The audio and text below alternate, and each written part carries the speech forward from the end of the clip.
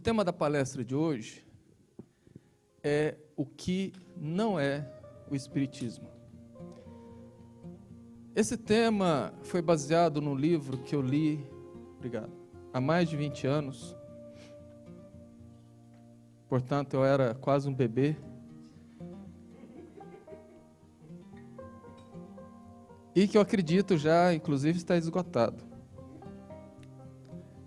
Mas que ganhou força há mais ou menos um mês e pouco atrás, ao ponto de eu interessar em fazer essa mesma palestra nas diversas casas que eu falaria e que estava programado para ser feita nessa casa no mês de maio, mas como o mês é reservado aos assuntos referentes à família, teve que esperar para hoje.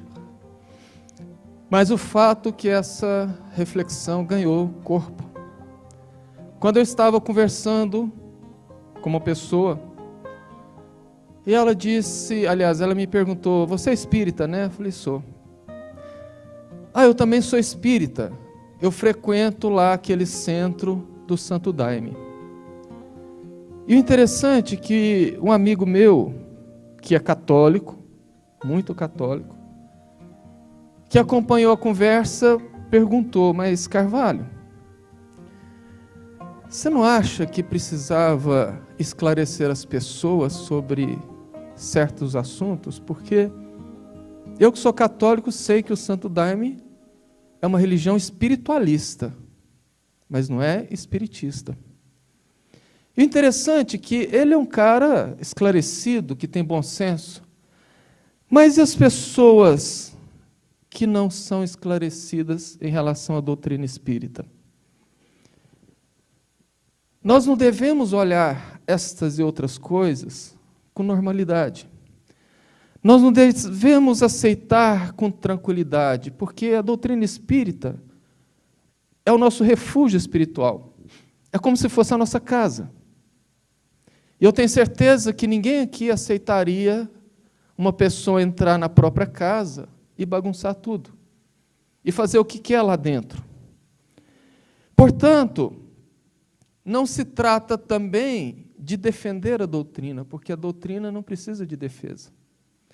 A doutrina espírita existia desde ante os homens, e ela vai continuar existindo depois dos homens. Mas nós precisamos esclarecer por uma questão de caridade. Caridade no sentido de que muita gente busca a doutrina espírita, seja pela internet, seja presencialmente, para tentar encontrar o consolo. E principalmente aqueles que procuram pela internet e se deparam com determinados assuntos ou atitudes antidoutrinárias, elas podem simplesmente não entrar por esta porta que talvez os levaria ao consolo, à diminuição das suas dores. E Emmanuel disse, a maior caridade que podemos fazer pela doutrina espírita é a sua própria divulgação. No entanto, a divulgação correta não é fazer uma divulgação torta, equivocada e muitas vezes errada. É por isto que nós fizemos essa palestra, que foi embasado em um livro que leva quase o mesmo nome, O que é o Espiritismo, e que eu acho que todos nós deveríamos conhecer, porque infelizmente são poucos os espíritas que conhecem. E todos que adentram a doutrina deveriam começar por ele. Então hoje aqui a ideia é esclarecer o que não é espiritismo, mas antes eu preciso deixar algo extremamente claro. Nós aqui não iremos falar mal absolutamente de nenhuma religião. O nosso intuito aqui é simplesmente mostrar as diferenças das práticas religiosas e principalmente mostrar e explicar o que é a doutrina espírita.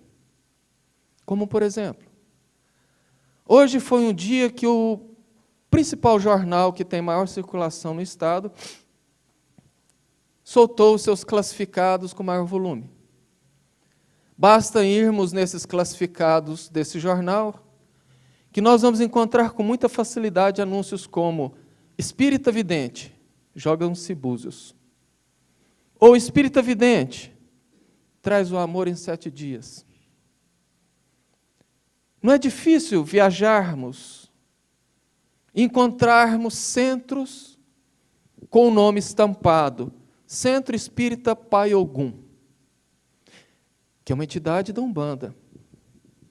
Portanto, essas questões ficam nítidas para nós que somos espíritas, mas não para quem é de fora.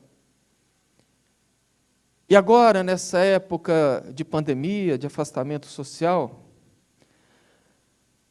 com as transmissões ao vivo, com as gravações de vídeo que ganharam um volume extremamente importante e que a nós espíritas traz uma responsabilidade muito grande. Porque nunca, como agora, as palestras e os vídeos espíritas foram tão promovidos e divulgados. Isso é muito bom e é um caminho que não retorna. E qual é a importância disto? Nós temos simpatizantes ao Espiritismo, temos pessoas de outras religiões que jamais entrariam pela porta de uma casa espírita, mas na intimidade do quarto assiste às palestras. O que nos conclama a responsabilidade da divulgação, das informações que nós prestamos, porque elas vão chegar principalmente aos não espíritas. E nesse momento, ganhou voz um número muito grande de pessoas que se utilizam do nome da doutrina para imprimir as suas opiniões, para imprimir as suas ideias, que geralmente são antidoutrinárias. São ideias que sequer passam pelo crivo da razão ou do bom senso. Em outras palavras, a pandemia deu voz a muita gente que agora utilizam-se do nome da doutrina para expor os seus pensamentos próprios. Como, por exemplo, basta você entrar no YouTube e está recheado de títulos que levam o nome de palestras espíritas, com algo parecido como Espiritismo e Ufologia. Ok. Nós podemos fazer uma palestra Espiritismo e Ufologia explicando que a ufologia não tem nada a ver com a doutrina, que é uma outra vertente, mas que não pertence à doutrina. Até aqui tudo certo, mas o problema é que essas pessoas se utilizam do nome doutrina espírita para defender a existência de discos voadores. Quando eu era adolescente, meu pai era proprietário de uma livraria espírita, de uma livraria de revistas, uma revistaria. E eu trabalhei lá e, portanto, eu tinha acesso a muita informação, a várias ciências, eu lia muito. E, naquela época, tinha várias publicações, várias revistas de ufologia. Tinham revistas mensais, revistas semanais, que traziam uma série de fotografias feitas, principalmente nos Estados Unidos, de discos voadores no Brasil.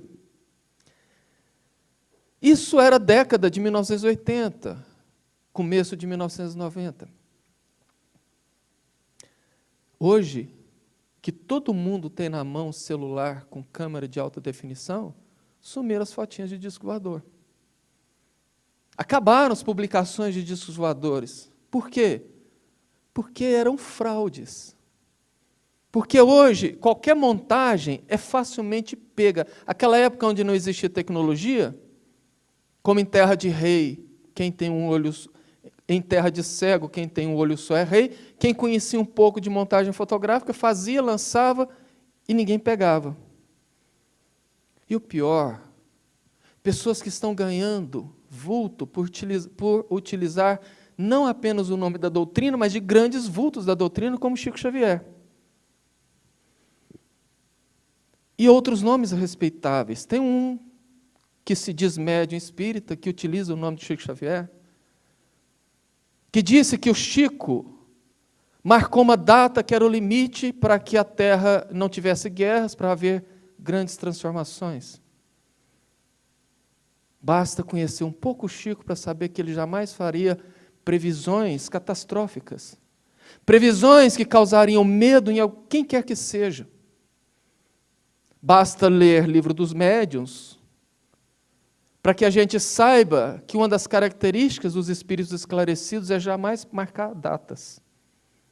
Porque no plano espiritual não tem um tempo como tem agora. E o interessante é que quando o Chico estava encarnado, ele nunca apareceu. Ele só apareceu agora que o Chico desencarnou e que agora o Chico não pode desmentir, até mesmo porque, com certeza, ele não está preocupado com isso. Mas o fato é que coloca, inclusive, que o Chico dizia isso, que o Chico dizia aquilo em relação aos discos voadores. E por que que a doutrina não coaduna com isso? Muito simples. Porque não tem, em primeiro lugar, embasamento científico. Quando nós estudamos a lei, a teoria, aliás, da relatividade de Albert Einstein, em resumo, lá diz que é impossível a construção de uma nave espacial que viajasse à velocidade da luz, porque viajar à velocidade da luz seria o mínimo possível, aliás, seria o mínimo pensável para singrarmos o espaço sideral. Porque, veja bem, se eu saísse aqui da Terra para ir apenas até o sistema de Capela, que dista a 40 anos-luz de nós, seria como eu montar numa tartaruga gigante para ir daqui até Porto Alegre. Viajando à velocidade da luz, 300 mil quilômetros por segundo, eu levaria 42 anos para chegar em Capela. E as outras constelações, como Sírius, que está a 8.611 anos-luz. Quer dizer, se eu viajasse na velocidade da luz, eu levaria 8.611 anos para chegar em Sírius.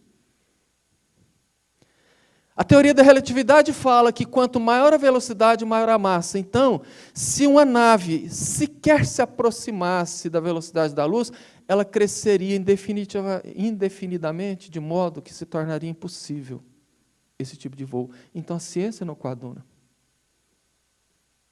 E a doutrina espírita também não. Porque nós sabemos que nós não precisamos de naves espaciais para singrar os orbes. Não basta apoiar na ideia de que os mundos são habitados para dizer que existe disco voador. Não, não. Nós aqui, ainda como seres muito materiais, estamos presos aqui. A gente vai, no máximo, ali em Marte.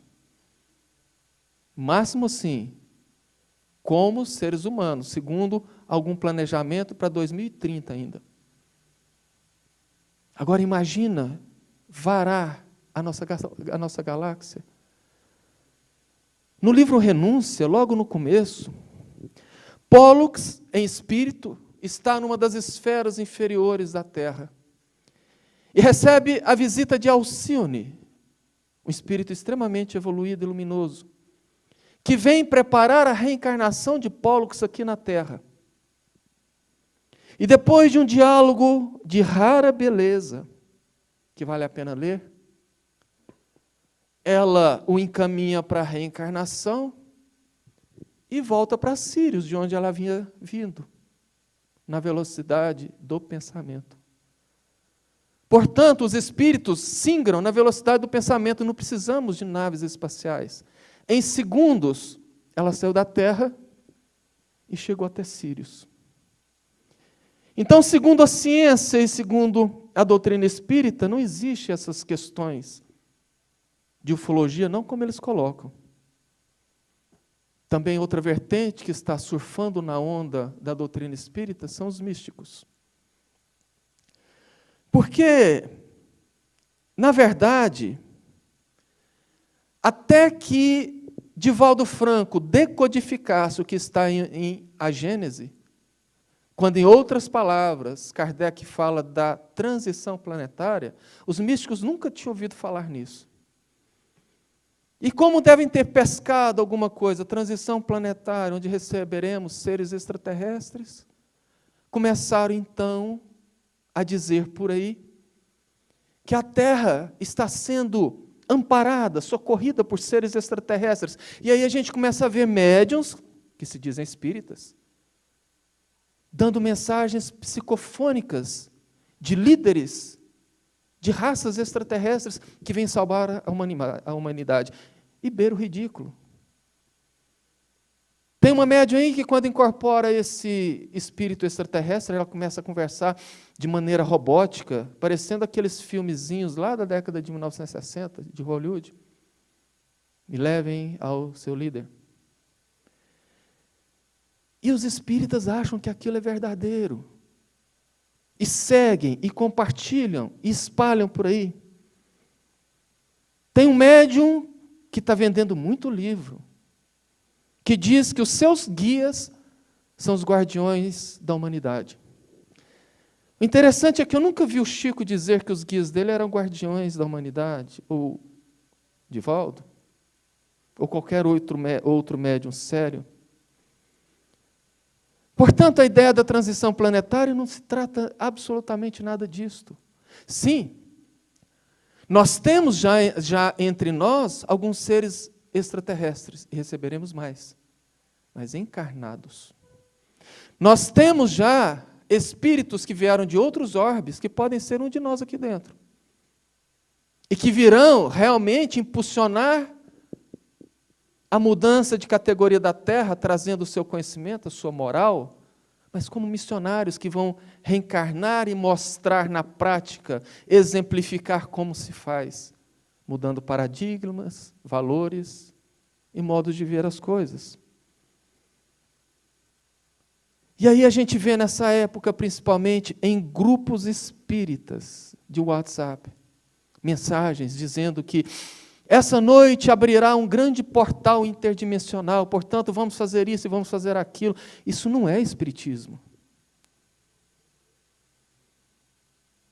Mensagens dizendo que o Dr. Bezerra de Menezes vai trazer uma vacina espiritual para que todo mundo, em determinada hora, deite assim assado, porque essa vacina, isso chega a ser crime.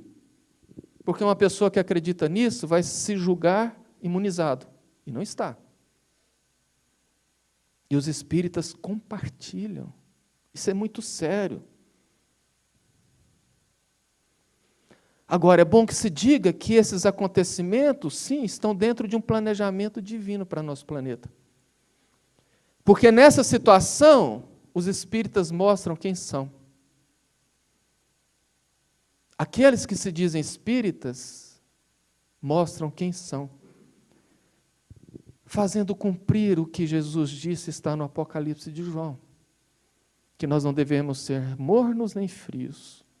Aliás, que nós devemos ser quentes ou frios, mornos jamais.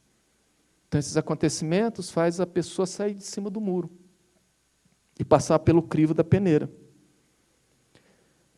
Mas isto não é algo de agora.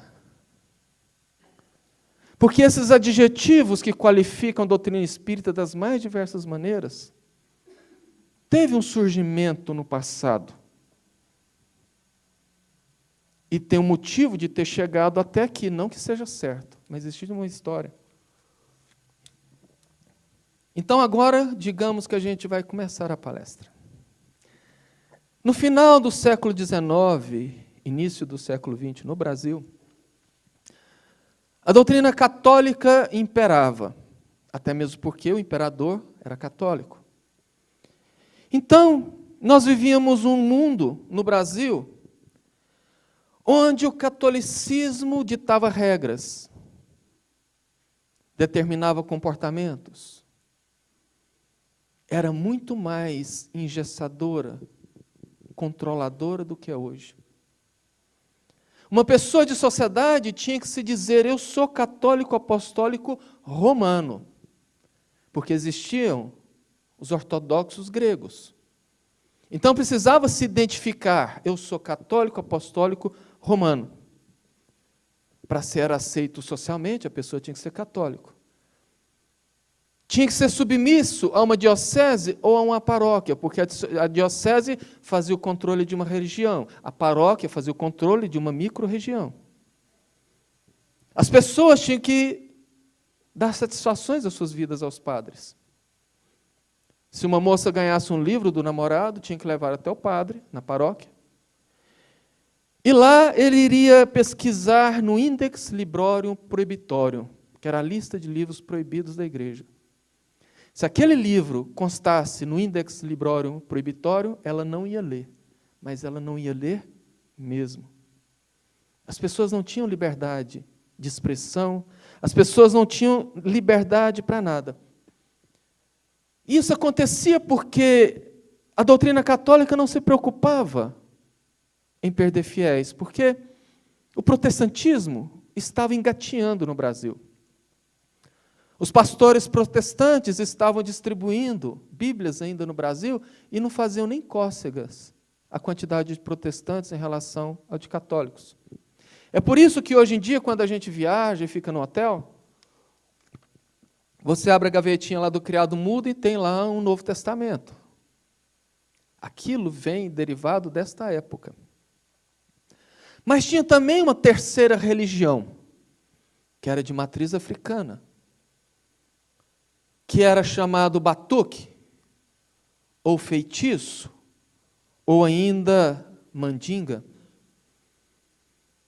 Não era ainda a Umbanda, porque a Umbanda surgiu mais tarde, derivado dessa religião, lá em Niterói, no Rio de Janeiro.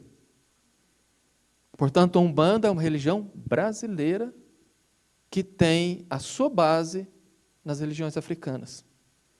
Como essa religião era de matriz africana, havia muito preconceito por conta da sociedade.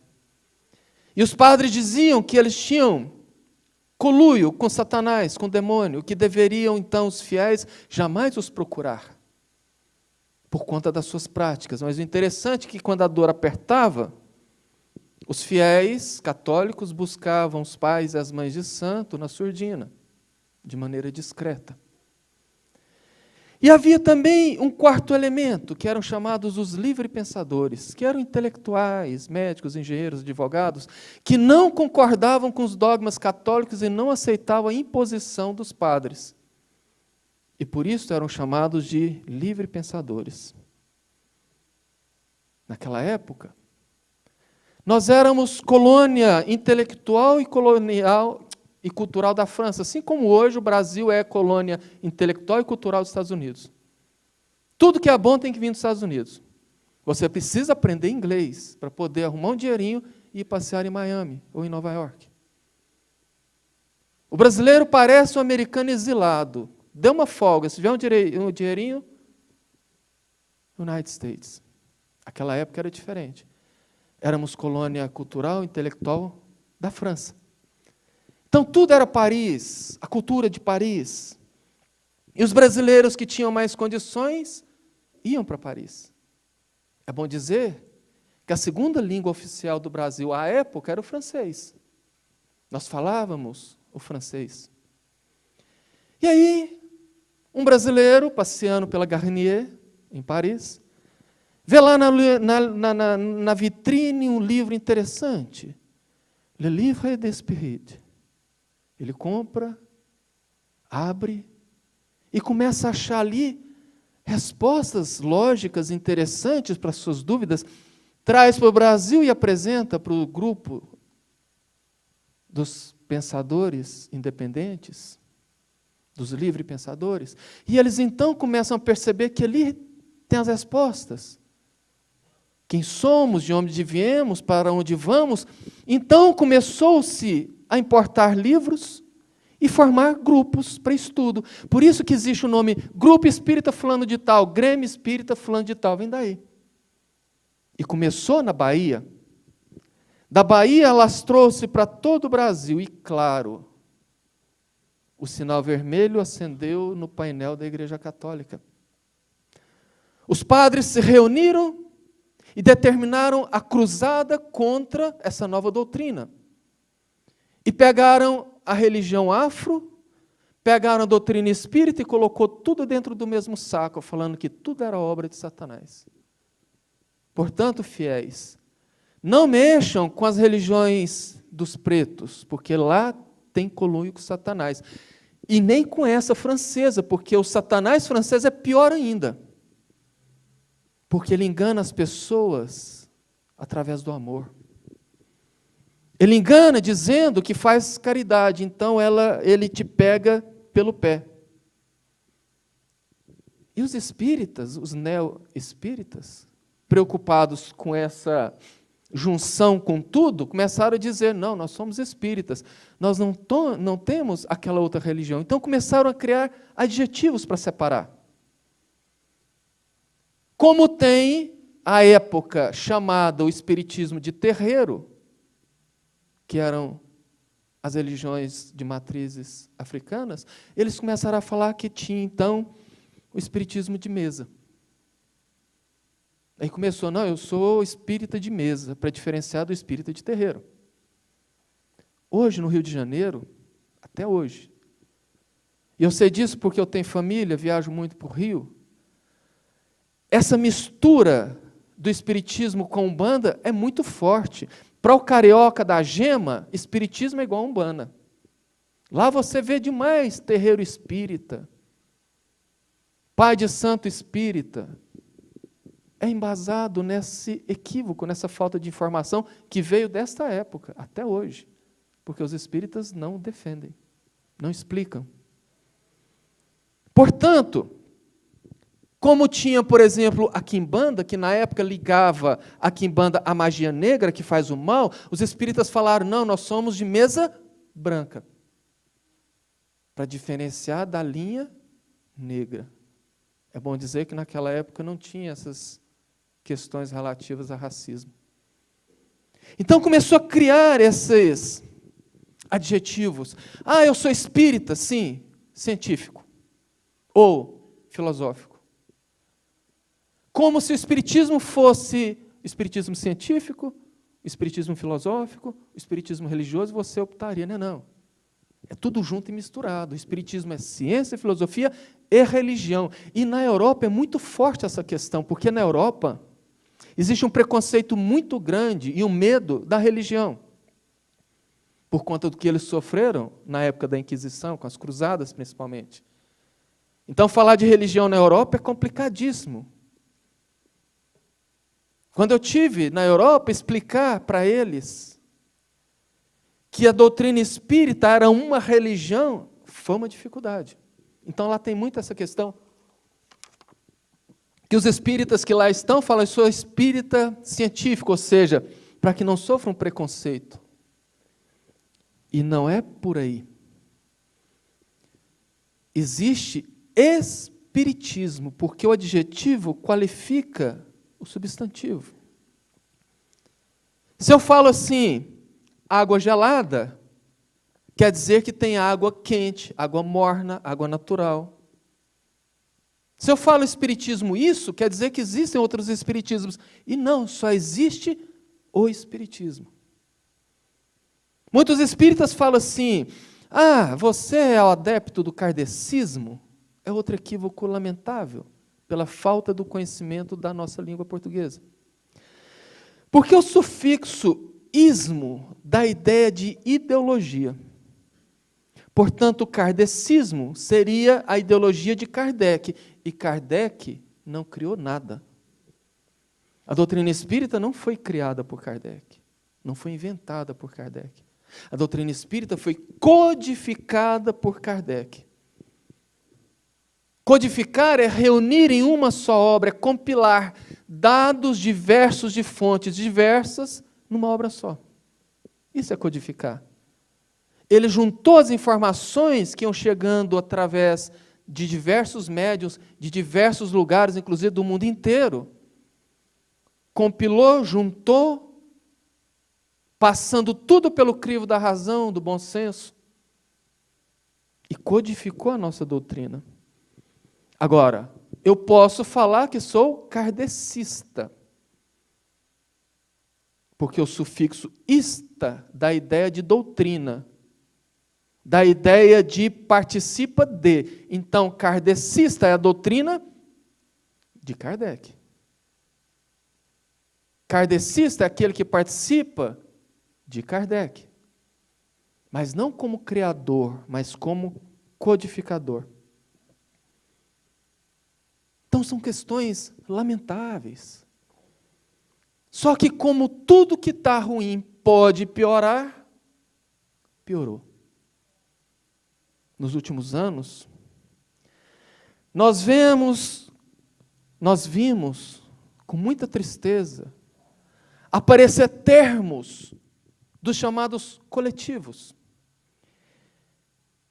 Nós vimos aparecer termos como espíritas de esquerda, espíritas progressistas e, pior, os chamados coletivos.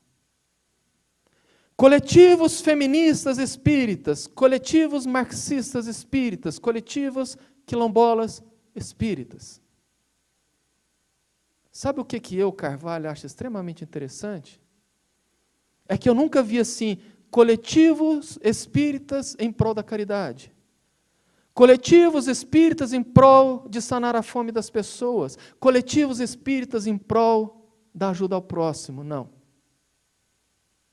Mas para identificar ideologia e bandeira política é o que mais aparece. É por isso que Jesus alertou: conheça a árvore pelo fruto. Uma árvore boa não dá maus frutos, muito menos uma árvore má vai dar bons frutos. E aí um desses levanta a mão quando a gente fala isso. Porque esse tipo de palestra é a palestra que mais dá dislike no YouTube. Porque muita gente não aceita. Muita gente não concorda porque prefere continuar do jeito que está. E aí, alguém fala assim, mas e a minha liberdade de expressão? Eu posso escolher entre isso e aquilo. Sim. Agora entenda duas coisas. Política é o modo que as pessoas escolhem para conduzir um governo ou conduzir um país, um povo. Ideologia é uma ideia de mundo defendida por uma pessoa ou por um grupo. Espiritismo é outra coisa totalmente diferente. Eu, como cidadão, tenho o direito de defender o aborto, a tortura, a invasão de terras. Eu posso escolher a bandeira ideológica ou política que eu quiser. Agora, como espírita, não. O espiritismo não defende absolutamente nada disto. Eu, como ser humano, como cidadão lá fora, eu posso ir para as redes sociais e brigar e fazer e acontecer, mas como espírita, não. Porque não existe definitivamente espiritismo disso ou daquilo. Não existe espiritismo de esquerda, de direita, de centro, de cima e de baixo. Espiritismo é só um. Não faz nenhum sentido os chamados coletivos. Não faz nenhum sentido uma pessoa querer moldar a doutrina ao seu ponto de vista. Quem entra para a doutrina tem que se adequar ao modo da doutrina, e não querer fazer uma doutrina adequar ao que ele acredita, ao que ele preconiza, ao que ele faz. A doutrina espírita, ela veio ao mundo através de espíritos superiores. Ela não é feita de homens, de pessoas, de bandeiras. E é essa doutrina espírita, trazida por espíritos superiores, que as pessoas que vão ao centro procuram. Não separar em grupos políticos ou ideológicos. E é essa doutrina espírita que nós devemos nos ater. Ser consolador é muito diferente de ser agressor. Uma coisa é o que eu acredito, a minha particularidade. Outra coisa é o que a doutrina preconiza e eu não tenho absolutamente o direito de querer modificar isto. Utilizar de uma ideologia para tentar doutrinar dentro da evangelização, por exemplo, como está acontecendo. Existem casas espíritas que eu conheço no interior de São Paulo, com certeza tem várias por aí, que já estão fazendo cartilhas políticas e ideológicas para doutrinação infantil. Isso é de uma gravidade que escapa ao nosso entendimento. Vejamos. No livro Cartas e Crônicas, escrito por Irmão X, psicografado pelo nosso Chico Xavier, no capítulo 7, intitulado Consciência Espírita, tem uma história que me faz lembrar quando eu vejo essas situações.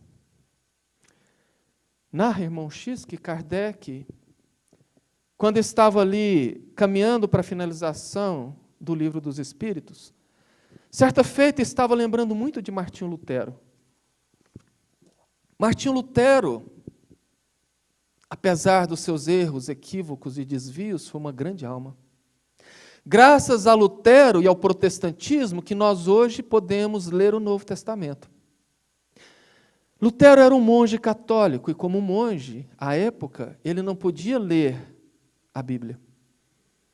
À época, as missas eram rezadas em latim, com um padre de costas para os fiéis, para o público. E certa feita, no mosteiro, ele passou numa sala, viu lá um livrinho de capa preta sobre uma mesa, abriu e leu. E ficou aterrorizado.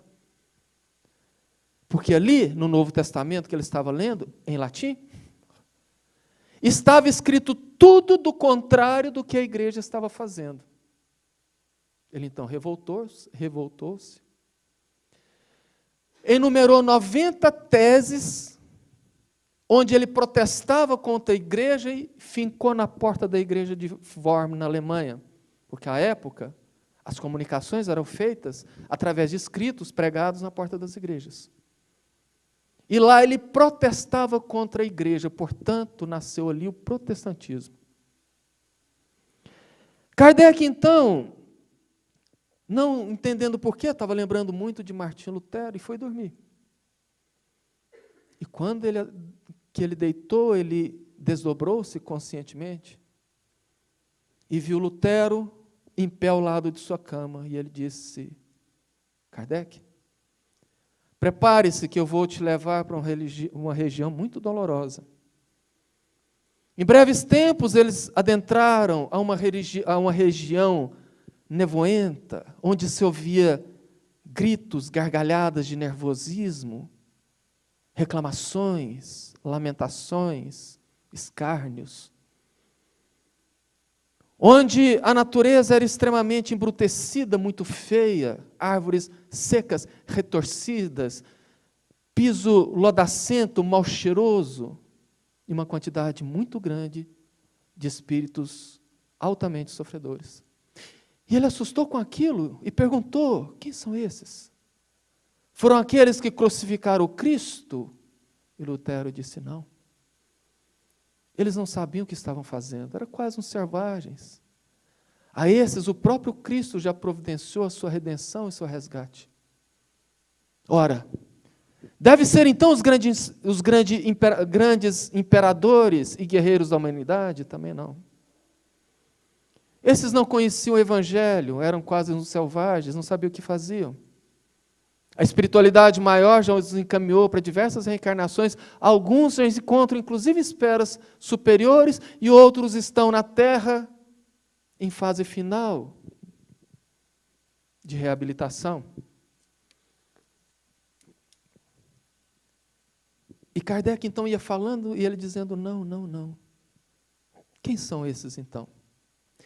E aqui eu vou me permitir ler, porque eu não quero perder nenhuma palavra do tamanho da importância desse texto. O orientador esclareceu imperturbável: temos junto de nós os que estavam no mundo plenamente educados quanto aos imperativos do bem e da verdade, e que fugiram deliberadamente da verdade e do bem, especialmente os cristãos infiéis de todas as épocas, perfeitos conhecedores da lição e do exemplo do Cristo, e que se entregaram ao mal por livre vontade. Para eles, um novo berço na terra é sempre mais difícil. Chocado com a inesperada observação, Kardec regressou ao corpo e de imediato levantou-se e escreveu a pergunta que apresentaria na noite próxima ao exame dos mentores da obra em andamento e que figura como a questão 642 do Livro dos Espíritos, onde Kardec pergunta: para agradar a Deus e assegurar a sua posição futura, bastará que o homem não pratique o mal? Eis a resposta: não. Cumpre-lhes fazer o bem no limite de suas forças, porquanto responderá por todo o mal que haja resultado de não haver praticado o bem. Para o bom entendedor, esse texto basta. Mas sigamos, que o relógio ali não para. Nós também, espíritas, trazemos uma série de vícios da doutrina católica. Ao ponto que se criou um termo chocoso, engraçado, que dizem dos espiritólicos, que é aquele que você não sabe se é espírita ou se é católico. Mas isso é bastante compreensível, porque nós crescemos numa cultura eminentemente católica. Outros de nós trazemos no arcabouço, no nosso inconsciente coletivo, as diversas reencarnações que tivemos no seio católico. Então é natural termos algumas preferências, alguns gostos, e trazermos até algumas coisas que podemos chamar de vícios. Agora, isso é natural, mas não é correto como espíritas. Ué, como assim? Não pode? Pode, mas não deve. Até mesmo porque nós precisamos definir o que nós somos. Jesus disse, anotou Mateus no capítulo 6, versículo 24, não podereis servir a Deus e a Mamon ao mesmo tempo. Eu não posso ser católico e espírita ao mesmo tempo. Ou eu sou católico ou eu sou espírita. Até mesmo porque as ideologias se divergem em vários pontos.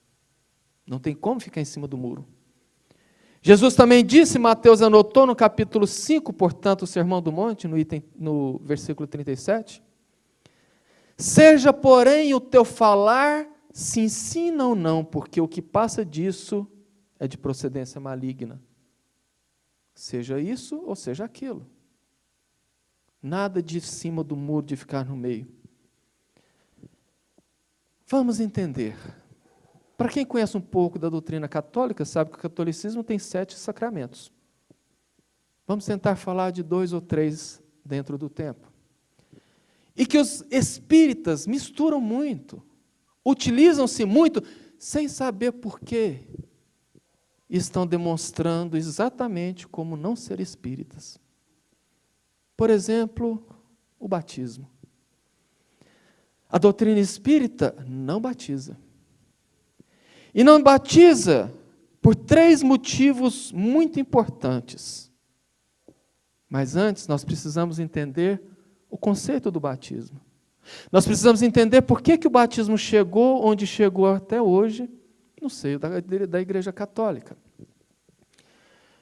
Em verdade, o batismo é um rito pagão, mundano, não é religioso. E ele é feito para marcar simbólica, é um símbolo. É um ritual feito para marcar uma mudança. Por exemplo, para marcar a minha vida como estudante secundarista e arquiteto e urbanista, eu tive que ter um diploma, um papel, dizendo que eu sou arquiteto e urbanista. É um símbolo de mudança de status. O batismo é a mesma coisa. O batismo nasceu no Egito, em Alexandria. Existia uma deusa que chamava deusa Cotito, que era a deusa da prostituição. E aqueles adeptos da deusa Cotito participavam de festas, de orgias regadas a muito vinho, a muito sexo. E os marinheiros romanos, principalmente, quando saíam do porto de Óstia e iam atracar em Alexandria, chegavam lá loucos para participar das cerimônias da deusa Cotito. No entanto, eles precisavam passar por um ritual de aceitação, um ritual de entrada naquela seita. Existiam lá os tanques e os báptas. Báptas em grego quer dizer mergulhador. Então eles despiam-se, tiravam as suas roupas, o bápta mergulhava ele, quando ele voltava simbolicamente, ele era um novo homem e poderia participar assim da seita. Portanto, bápta é imersor, mergulhador. João, primo biológico de Jesus, teve contato com a cultura bápta e achou interessante porque ele poderia criar um ritual de entrada na nova seita que viria. Ele então ia para o Rio Jordão, lá no Val de Betsabara, mais ou menos a 20 quilômetros da Galileia, e ali ele recebia as pessoas que queriam deixar o mundo mundano. As pessoas então tiravam suas roupas, confessavam seus pecados, ele mergulhava e quando saía dizia, você é um grande homem. E ele sempre gritava, arrependei-vos porque está próximo o reino dos céus. Por isso que ele foi conhecido como João o Bápta, que foi traduzido para o português como João o Baptista ou o Batista. E Jesus então, quando o encontrou, João já tinha um pequeno septo de seguidores. Quando ele reconheceu Jesus, ele disse, não me é crível batizar-te. Jesus disse, é necessário que tu me batizes. Por quê? Porque diziam as Escrituras que o Messias seria identificado por diversas coisas que ele faria. Uma delas era o batismo. João, então, o batizou. É por isso que muita gente fala, não, nós temos que batizar porque Jesus foi batizado. Ok, mas nós não devemos fazer o que fizeram com Jesus. Nós devemos fazer com as pessoas o que Jesus fez com elas. Porque se a gente for fazer o que fizeram com Jesus, nós temos que sair crucificando pessoas. Colocando coroa de espinhos na cabeça das crianças ou dando uma esponja vinagrada para elas. Na verdade, nós temos que fazer o contrário. Portanto, o batismo de Jesus não foi limpeza, porque Jesus, como Espírito puro, não tinha pecados. Foi um batismo de apresentação. Este é o Messias. Ponto. O próximo motivo é que a noção teológica do batismo é da limpeza do pecado original de Adão e Eva. E a doutrina espírita não coaduna com isto. Até mesmo porque pecar na etimologia da palavra é errar o alvo, não é sujeira. A doutrina espírita não acredita que uma água com sal vá limpar as impurezas das pessoas, porque se assim o fosse, bastava entrar nas penitenciárias com água e sal e limpar os presidiários, eles estariam puros. Para a doutrina espírita, o batismo chama-se, aliás, a limpeza das impurezas chama-se reforma íntima. E o batismo como renovação, renascimento, vem através da reencarnação. Por isso que nós temos uma outra visão em relação ao batismo. Agora, segundo ponto, é que a doutrina espírita não tem absolutamente nenhum ritual. E como não tendo nenhum ritual, não precisamos e não temos como fazer absolutamente nada que vá contra isto. Jesus, como eu disse, teve que passar por diversas situações para cumprir as Escrituras. Como quando ele foi crucificado, muita gente disse, Jesus fraquejou quando ele disse, Deus meu, por que me abandonastes? Muita gente viu ali uma fraqueza humana no Cristo, sendo que, na verdade, foi totalmente o contrário. Cristo nunca fraquejou, porque ele sabia o que estava acontecendo com ele. O que Jesus fez naquele exato momento foi declamar o Salmo 22 de Davi. conhecido como clamor de Davi, porque dizia que no momento extremo o Messias seria identificado por clamar o Salmo de Davi, que era um cântico, e que dizia em hebraico, Eli, Eli, lama sabachthani, Deus meu, por que me abandonaste? Era um canto, onde Jesus se identificava. Portanto, nós precisamos compreender isto, porque a religião, ela nasce de dentro para fora, não é com um ritual de fora para dentro. Ah, mas os meus filhos então vão morrer pagãos? Ué, o batismo é uma cultura pagã. E se o batismo garantisse a entrada de alguém no paraíso, por exemplo, Mahatma Gandhi, que era hindu, não foi cristão e, portanto, não foi batizado, estaria hoje no inferno depois de tudo de bom que ele fez? Então nós precisamos pensar. O segundo é o matrimônio. E aqui eu sinto decepcionar as garotas sonhadoras,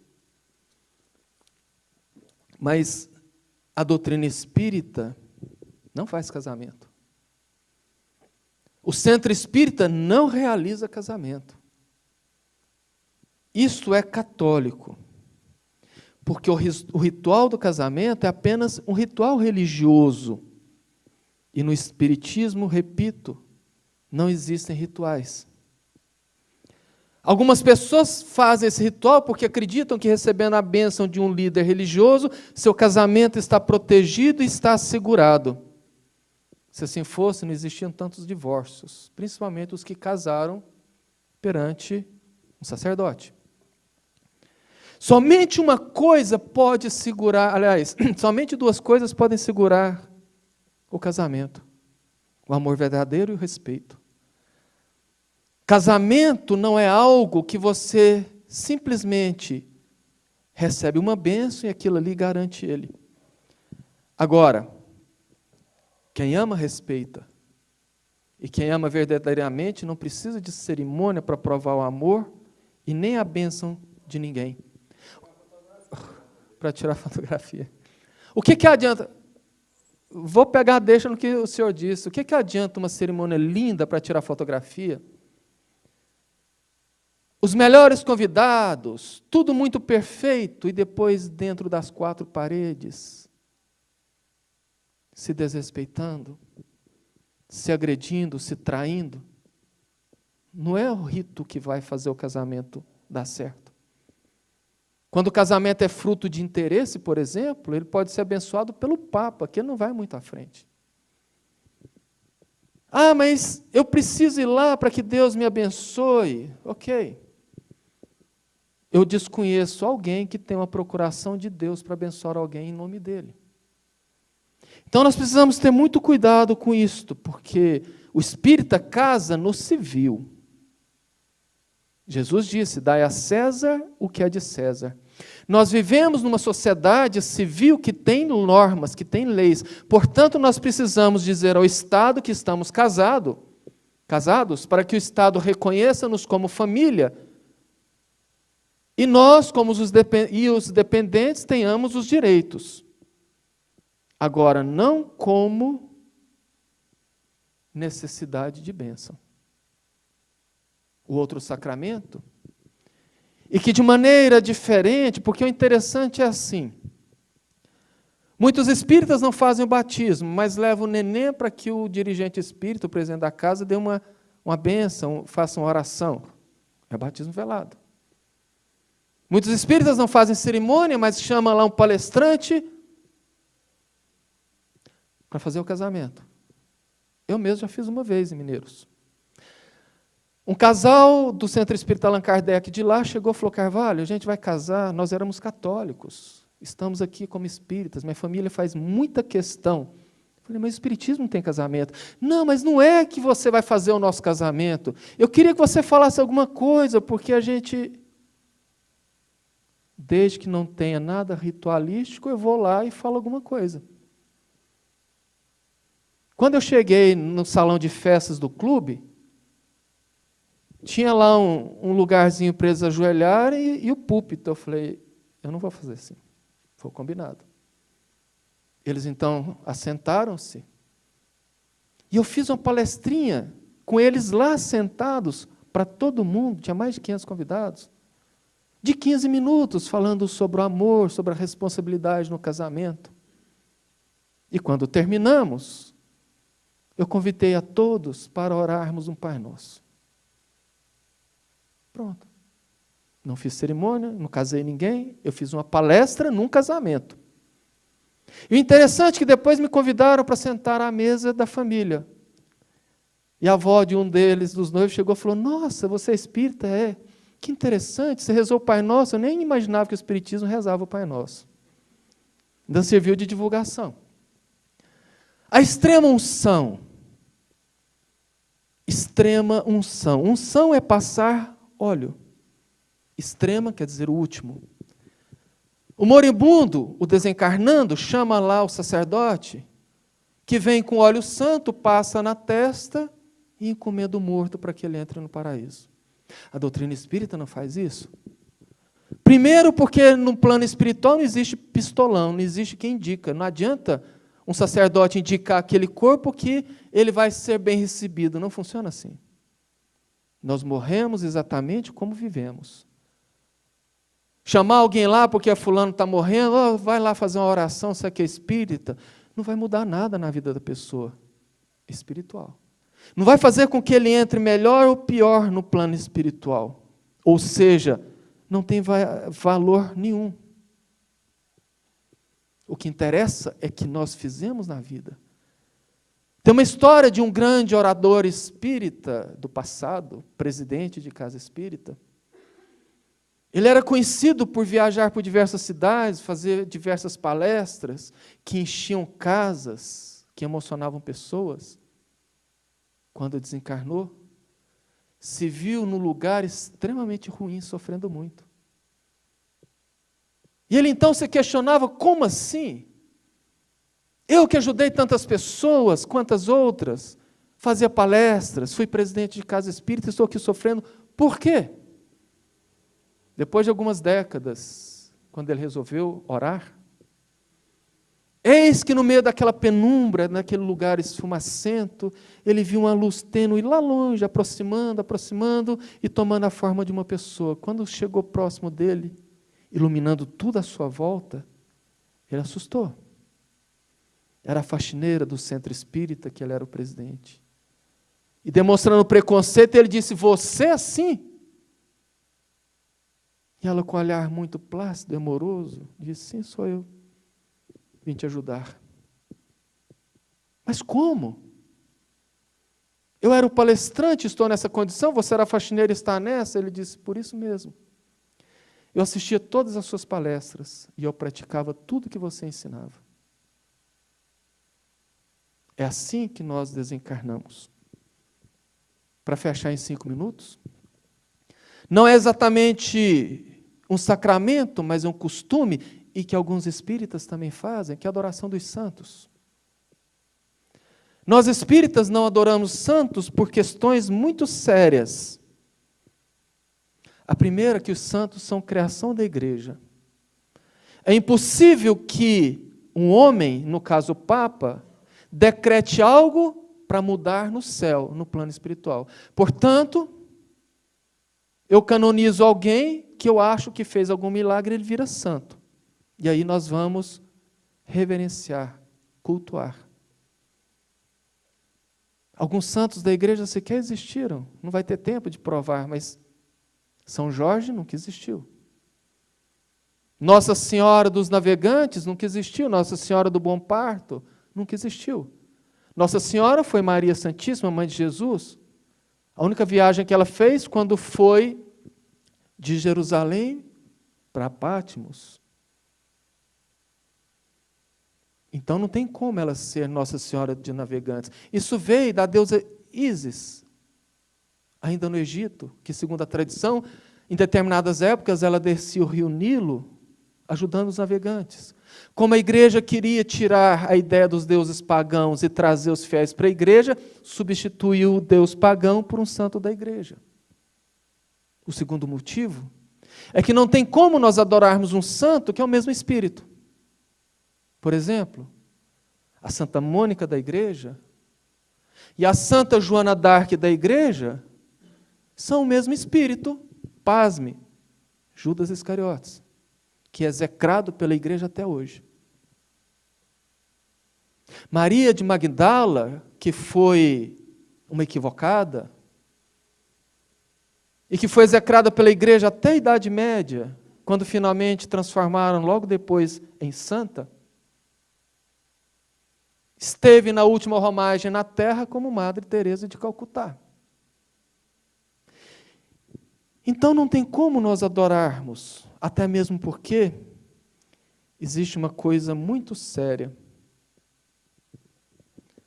O Novo Testamento, aliás, os 10 mandamentos.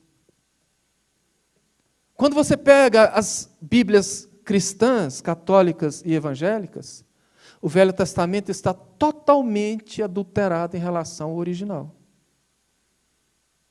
Os 10 mandamentos, estou falando do Novo Velho Testamento. Por quê?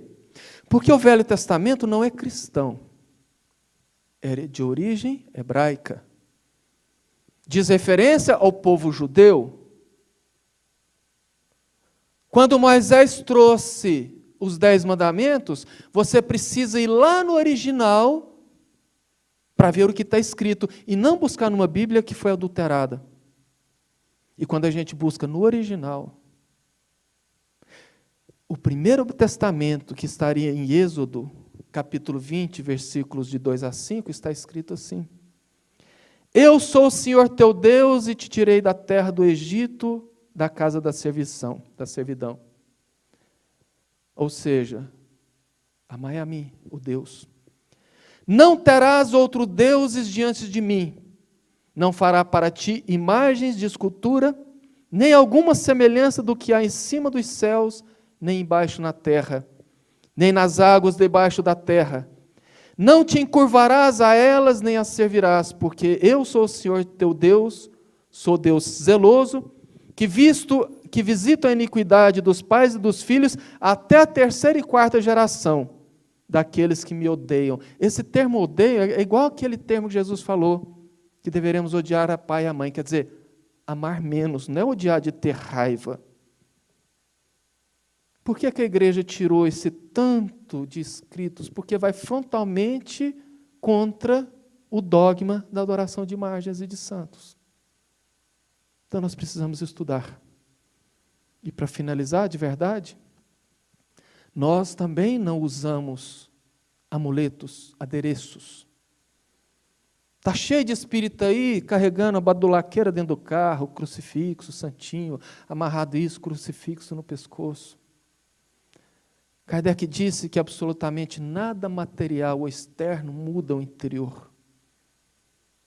Espírita que usa incenso para afastar o mal dos espíritos, só afasta os espíritos alérgicos à fumaça, porque nada exterior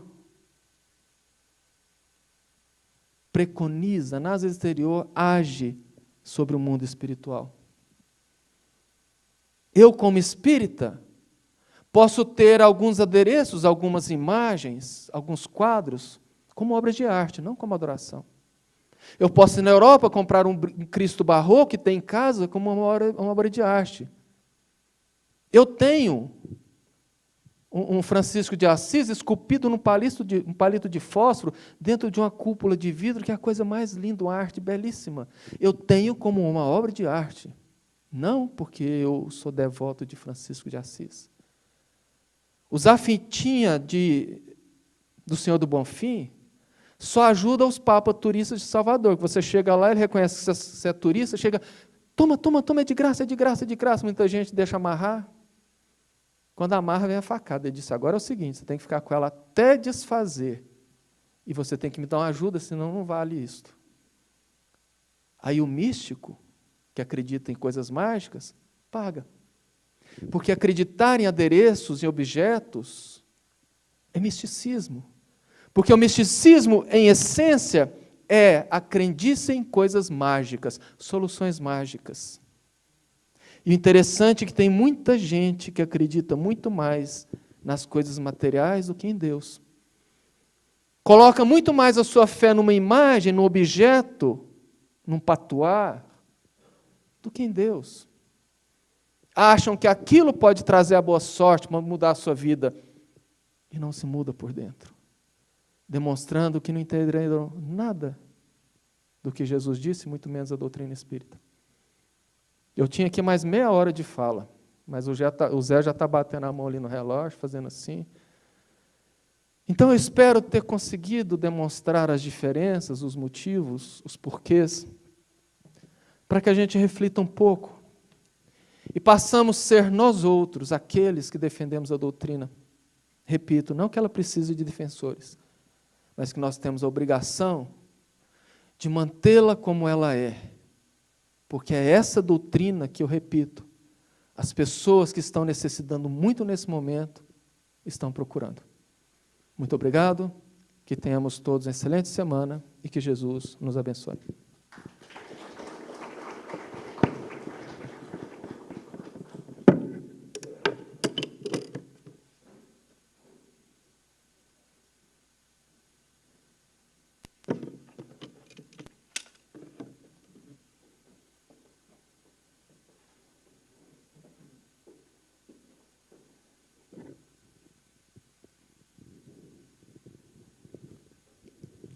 Pedir aos médios que fiquem de pé.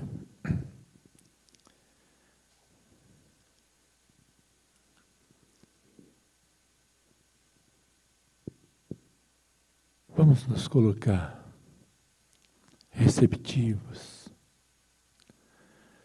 abrir nosso coração e deixar que Deus faça morada dentro dele. Amado Mestre Jesus, envolva-nos a todos com tua luz, com tua paz,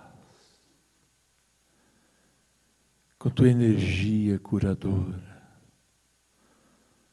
dando-nos ânimo e disposição para enfrentar as dificuldades que ora se nos apresentam. Dá-nos a sabedoria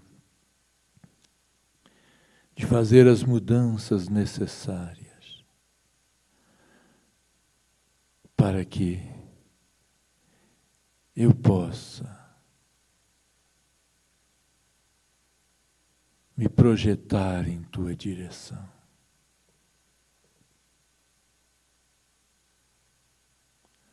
Vamos nesse momento envolver a todos aqueles que estão em nossos pensamentos.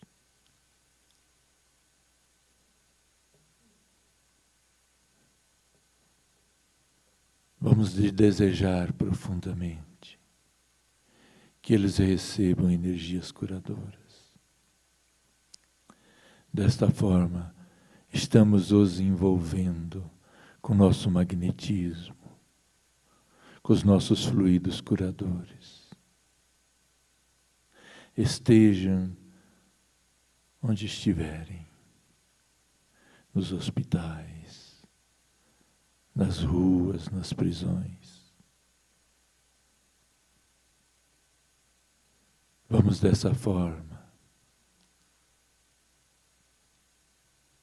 desejar imensamente que o dia de amanhã seja transformador para todos, inclusive para nós.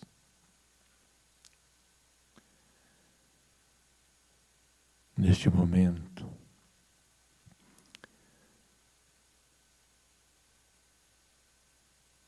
vamos lembrar as palavras do Cristo. Pai nosso que estais nos céus, santificado seja o vosso nome. Venha a nós o vosso reino. Seja feita a vossa vontade, assim na terra como nos céus. O pão nosso de cada dia nos dai hoje. Perdoai as nossas ofensas, assim como nós perdoamos a quem nos tem ofendido. E não nos deixeis cair em tentação. Que assim seja. Muita paz a todos. uma ótima semana e que todos possam voltar para os seus lares, levando consigo essas vibrações e procurar mantê-las a semana inteira. Que assim seja.